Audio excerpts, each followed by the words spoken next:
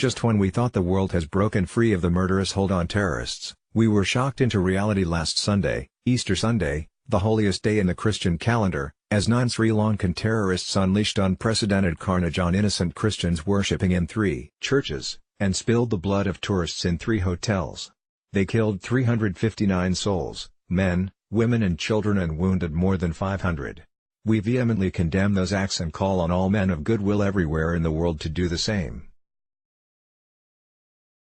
There have been overt insinuations that these murders were perpetrated as a reprisal to the Christchurch massacre in 2 mosques in Australia 5 weeks ago. Whether this is true or not, the carnage in Sri Lanka appears like a dastardly act. The carnage in Sri Lanka is clearly the next most destructive terrorist attack in the world since September 11, 2001. It is clearly a reminder that the struggle against terrorism must continue and, indeed, there is an urgent need for a renewed commitment by world leaders.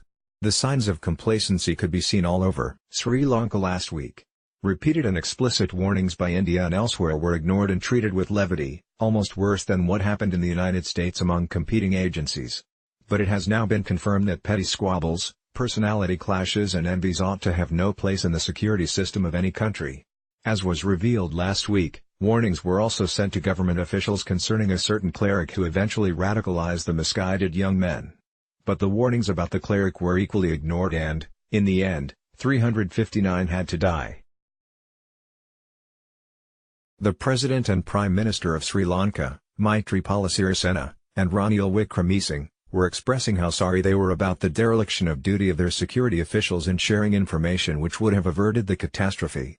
But apologies are of little use after the fact on issues like this. For instance, how does an apology console one of the victims who lost his 2 daughters and many tragedies like that? Even the dismissal of the Sri Lankan police chief and defense minister does not even begin to atone for this monstrous disaster. The moral is, do not ignore any lead, or warning, no matter how tenuous.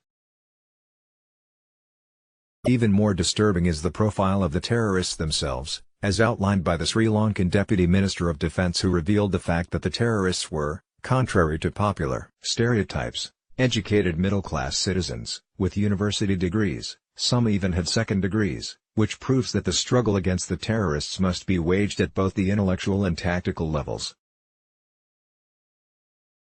But massacres like last week's are clearly threats to international peace and security and must rouse the United Nations, UN, Secretary-General, Antonio Guterres, to place the issue in the UN's agenda at both the Security Council and the General Assembly. It is obvious that terrorism cannot be truly overcome without a truly global action. Peace remains the most vital element for global well-being and prosperity.